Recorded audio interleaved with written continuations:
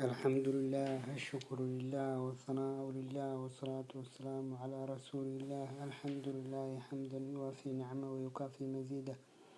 اللهم صل على محمد وعلى آل محمد كما صليت على إبراهيم وعلى آل إبراهيم، وبارك على محمد وعلى آل محمد كما باركت على إبراهيم وعلى آل إبراهيم إنك حميد مجيد.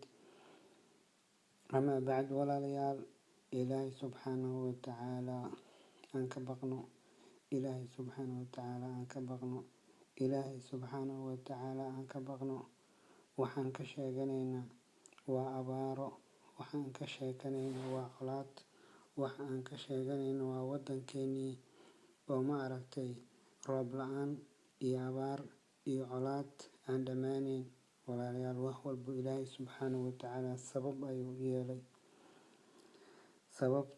إيالي شيء والبا مركا musiibooyinkan wadankeeni ka dhacayo khaasatan Soomaali hadana nagu habsaday waxa uu sababa diintii Ilaahay subhanahu wa ta'ala aan ka fogaanay. maxaa yeelay Ilaahay subhanahu wa ta'ala waxaan nahnay ummad oo Ilaahay doortay. Soomaali waa dad muslimiin ah oo Ilaahay oo doortay. Ilaahay subhanahu wa ta'ala oo la doortay diinta Islaamka.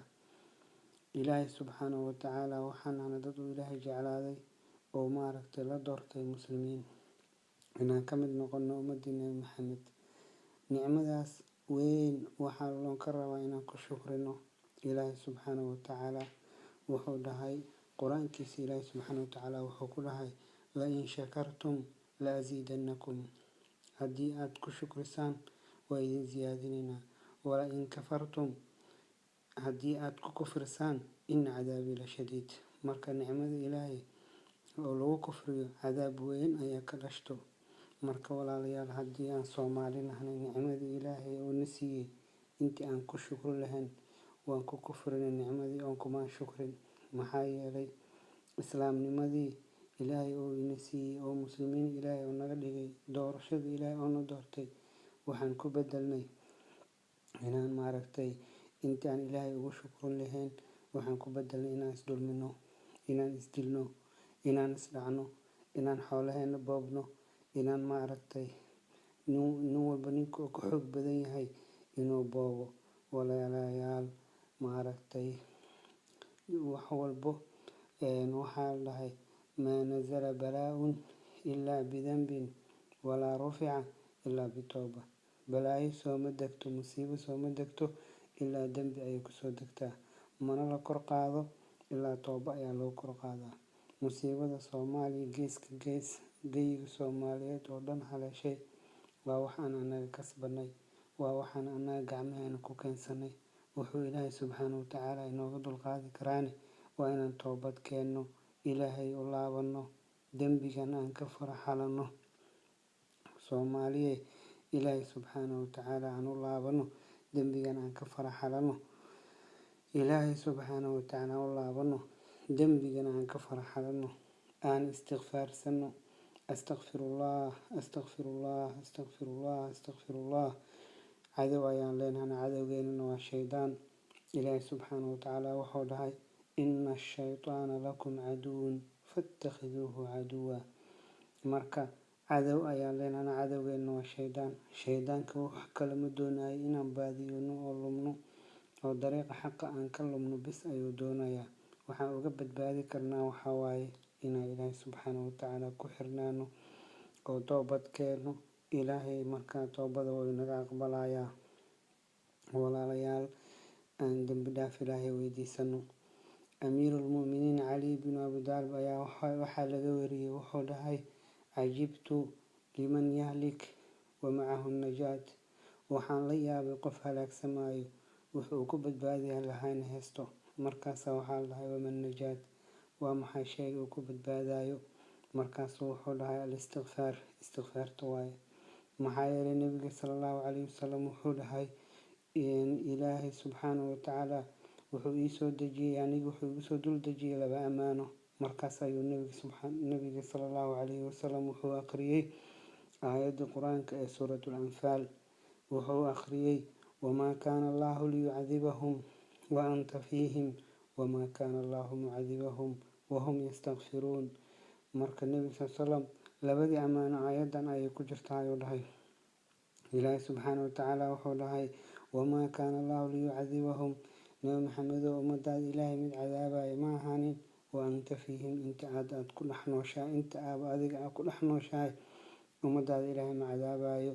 marka nebiga sal slam wuxuu dhahay aniga waan dhimanayaa, maxaa yeele makhluuq ayaan nahay, laakiin ammaanada baaqi ahaanaysa ilaa qiyaama saacaha waxaa waaye aayadda qaybteeda dambe wamaa kaana allaahu mucadibahum wahum yastakfiruun. ilaahay subxaana watacaala nebi maxamed oo ummadaada ma cadaabayo maadaama ay istikfaarsanayaan. marka labada ammaano aayadaas ayay ku jirtaa. nebiga sal slam wuxuu dhahay laba ammaano ayuu ilaahay ii soo dejiyey, mid waa aniga, midna waa istikfaarta. aniga waa liila tagayaayu dhaa, waan dhimanayaa, laakiin ammaanada baaqi noqonaysa ilaa qiyaamo saacaha waa istikfaarta. walaalayaal istikfaarsada, ilaahay subxaana watacaala wax walba uu idin siinayaa, wax walba aada u baahan tihiin ilaahay subxaana watacaala wuu idin siinayaa. xasanulbasri imaamka weynka oo taabiciga ayaa loo imaaday allah, ninbaa wuxuu yiraahday xasanulbasri ow abaar ayaa na haleeshay, maaragtay ilaahay noo bari. markaasuu dhahay istikfaarta badi. mid kale u imaaday wuxuu dhahay xoolo la-aana ay haysato, markaasuu dhahay istikfaarta badi.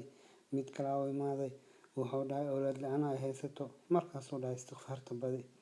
waa la weydiiyey, waxaa la dhahay imaam xasanulbasri qof kasta uu ku weydiiyo maxaa ugu jawaabaysaa istikfaarta badi, markaasuu dhahay ma wadan aqrinina qowlkii ilaahi subxaana watacaala qisadii nebi nuux qoomkiisa uu ka qisoonayay oo dhahay